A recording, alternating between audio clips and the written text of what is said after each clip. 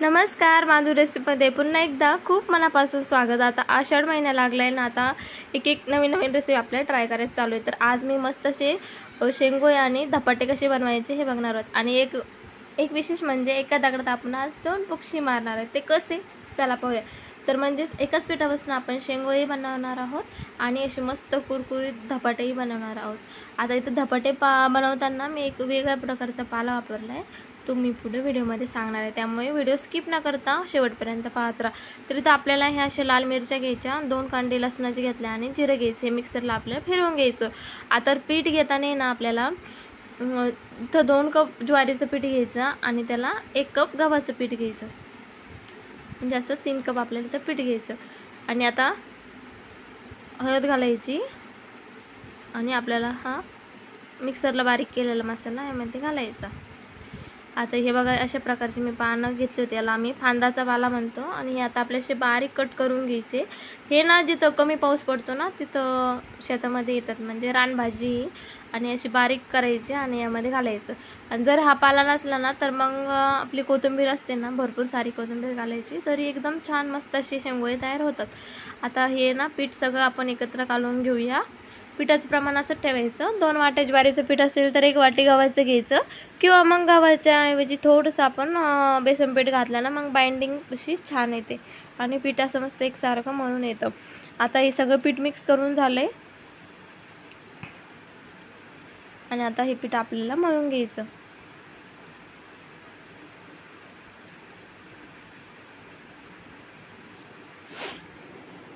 आणि इथं पीठ मिक्स करतानाच मी मीठ घातलं होतं बरं का, म्हणजे सांगायचं राहिलंय। आता थोडं पाणी घालूनच आपल्याला हे पीठ असं मळून घ्यायचं। आणि बघा, आपला असं मस्त असा गोळा तयार झाला। आपण धपाट्याचं पीठ मळतो ना तसंच मळायचं, म्हणजे कणकेपेक्षा थोडंसं जाडसर असतं। आणि आता आपलं असं पीठ मळून झालं, थोडंसं उंडा घ्यायचा आणि असं हातावरती असा आकार देऊन घ्यायचा। आणि करताना थोडंसं जाड नाही ठेवायचं, पातळच करायचं, म्हणजे खायला छान लागतात आणि उकडूनही छान निघतात। आता मी तर हे सगळे पटापट बनवून घेते आणि यातलंच आपण थोडंसं पीठ ठेवणार आहे आणि त्याचे पुढे धपाटे बनवून घेणार आहोत। आणि बघा, आता आपले सगळे शेंगोळे बनवून झाले। आम्ही याला वळकुट्या म्हणतात। आता कुठं शेंगोळे म्हणतात, कुठं वळकुट्या म्हणतात, तर आम्ही वळकुटेच म्हणतो। आणि हे बघा, आता आपले सगळे इथं वळकुट्या करून झाल्या। आता आपल्याला याचं आधण ठेवायचं, म्हणजे याला फोडणी देऊन घ्यायची। तर इथं कढईमध्ये मी तेल गरम करायला ठेवलंय, 2 चमचे तेल घातलंय।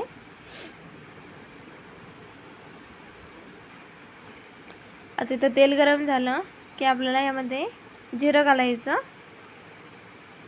आणि मोहरी असेल तर मोहरी पण घालायची। आणि जिरं आणि मोहरी एकदम चांगली तडतड द्यायची, म्हणजे अशी चुरचुरीत फोडणी बसली ना, अशी मस्त खमंग अशा वळकुट्या तयार होतात। आता बघा, अशी मस्त फोडणी बसली। आता थोडीशी हळद घालायची आणि याला मिक्स करून घ्यायचं। आणि असेल तर वरून यामध्ये कोथिंबीर घालायची। आणि आता आपल्या यामध्ये पाणी घालायचं।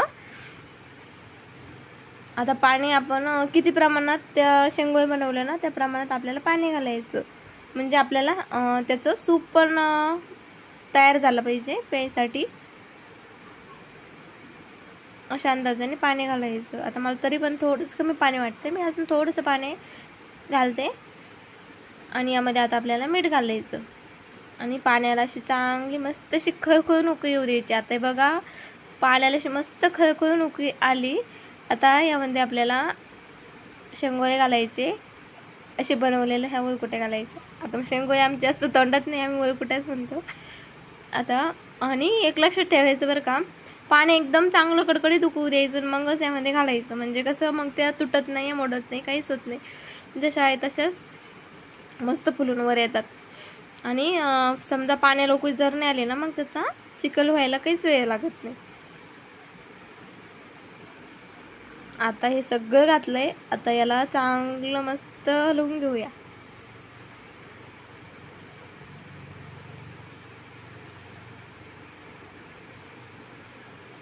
आणि बघा, आता गरम पाण्यात घातलं ना आपण, मीठ पण घातलं, त्यामुळे कसं सगळ्या सुट्ट्या तयार झाल्या। आता सगळं एकदा चांगलं व्यवस्थित हलवून घेते आणि याला मस्त अशी दणकन उकळी आणून घ्यायची आपल्याला. आणि संध्याकाळी स्वयंपाकाचा कंटाळा आला ना तर एकदम मस्त स्पेशल डिश आहे बरं ही. 1 पॉट मील एकाच भांड्यात तयार होतं. भांडे घासायचं जास्त ताण पडत नाही आणि करायला एकदम सोपं आहे.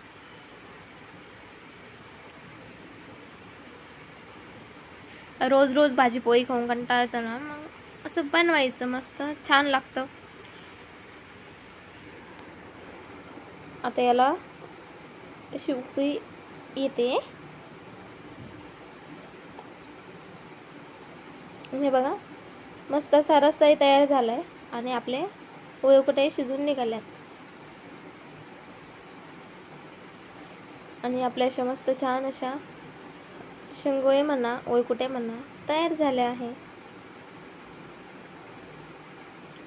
तुम्हाला एक सांगू का, याचा रस्सा ना इतका भारी लागतोय ना, खरंच. मॅगीच्या रस्स्याला काय करता, इतका भारी रस्सा लागतो आणि लहान मुलांसाठी ना खूप पौष्टिक असा ही रेसिपी आहे. आणि तुम्हाला ही रेसिपी कशी वाटली, जर आवडली तर एक व्हिडिओला नक्की लाईक बनतेच.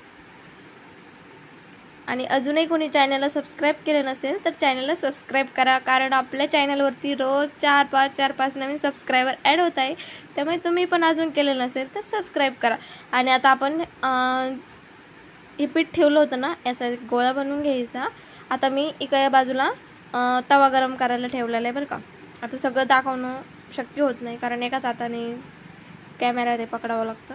आणि असं पाणी पोळपाटावरती असं एक कापड घ्यायचं, सुती कापड घ्यायचं, त्यावरतून पाणी टाकायचं आणि ओल्या कापडावरती आपल्याला असा गोळा ठेवायचा आणि अशा 4 बोटा साहाय्याने आपल्याला चांगलं असं खाली प्रेस करून घ्यायचं आणि याची धपाटे बनवून घ्यायचे. आणि धपाटे बनवायला जास्त काही वेळ लागत नाही, एकदम पटकन तयार होतात आणि खूप मस्त असे पौष्टिक असे आपले धपाटे तयार होतात. आणि धपाटे ना आपण शेंगदाणे चटणी बरोबर किंवा मग दह्याबरोबर, तर दह्याबरोबर तर खूप छान लागतात. आणि आपण जेव्हा कोथिंबीर घालून बनवतो ना, त्यामध्ये ना भरपूर सारा कांदा घालतो बरं का. आता इथं मी ह्याच पिठाचे बनवले ना, त्यामुळे मी तर कांदा नाही वापरला. मग कांदा नाही वापरल्यामुळे आपले धपाटे असे कुरकुरीत तयार होतात. आणि कांदा घातला की मग ते असे नरम तयार होतात. आणि हे बघा आता असे आपले सगळं थापून झाले. असे कुठेच जास्त काही धपाटे चिरले नाही, एकदम मस्त असं पिठाचं प्रमाण अचूक घेतलं ना तर एकदम बरोबर अशी धपाटे तयार होतात. नाहीतर मग कडेकडेनं चिरा पडतात. असे खूप सारी चिरा यामध्ये पडलेला नाही. आता इथं मध्ये एक छोटंसं होल करायचा, याने काय होतं मग मध्ये आपल्याला तेल सोडून असे धपाटे आपले मस्त असे खरपूस भाजून घेता येतात. आता इथं मी छोट्या मुलांना खायचे म्हणून मी तर तूप वापरले, गावरान तूप वापरलं. तुम्ही तेलही वापरू शकता किंवा बटर असेल तर बटर वापरा. आणि आता आपल्याला असं धपाट असंच उचलायचं ह्या रुमालासोबतच आणि असं तव्यावरती रुमालासोबतच टाकून द्यायचं आणि पटकन वरतून करायचं बरं का, नाही तर मग रुमाल चिकटून बसतो. आता असं टाकलं की यामध्ये 1 चमचाभर तूप घ्यायचं आणि असं मध्ये सोडायचं, म्हणजे ते खालच्या बाजूने सगळ्या बाजूने असं स्प्रेड होतं आहे आणि खालून असं एकदम मस्त असे खरपूस धपाटं बनवून तयार होतं. आणि हे भाजताना ना खूप भारी सुगंध येतो बरं का, एकदम असा खरपूस भाजला ना खूप भारी लागतं. आता इकडं धपाटं भाजून होते, लगेच मी इकडं एका बाजूला मी बनवून घेते, म्हणजे कसं वेळही वाचेल आणि गॅसही वाचेल.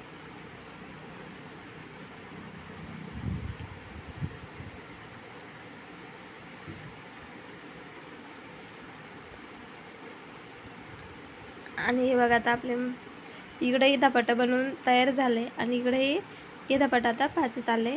आता आपण याला चेक करून घेऊ, हे पाठीमागची बाजू भाजले की नाही. आता भाजल्यासारखे वाटते. आता याला पलटून घेऊया.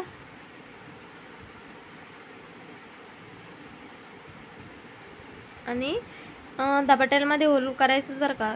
1 केलं काय आणि 4-5 जरी केले ना तर एकदम मस्त असे क्रिस्पी धपाटे तयार होतात.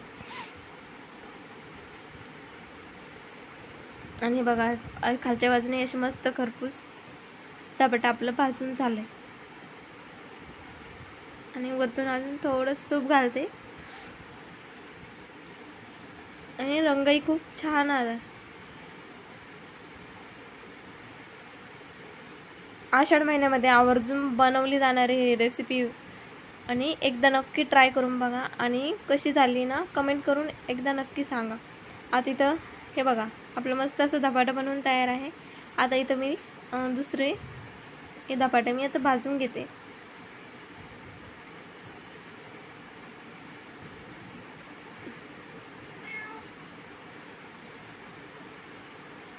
आता हे आपलं ना फांद्याच्या पाल्याचं धपाटं बनवून तयार आहे। उद्या ना मी कांदा घालून आणि त्यामध्ये कोथिंबीर घालून धपाट्याची रेसिपी ना उद्या मी तुमच्यासोबत ती पण एकदा शेअर करते। आणि आता कसं आईनं पाला आणला होता शेतामधून आणि खास धपाटे बनवायलाच आणला होता, त्यामुळे मग मी शेंगोळे बनवले आणि धपाटे बनवले, कारण आम्हाला दोन्ही आवडतात। आणि म्हणलं कसं रेसिपी ही दोन्ही तयार होईल। आणि तर मी 5 बाजूनी याला होल देऊन घेतले आणि हे धपाट्याने एकदम मस्त असं खरपूस भाजले जाणार आहे आता। आणि हे बघा आता आपले मस्त असे सगळे धपाटे तयार आहे।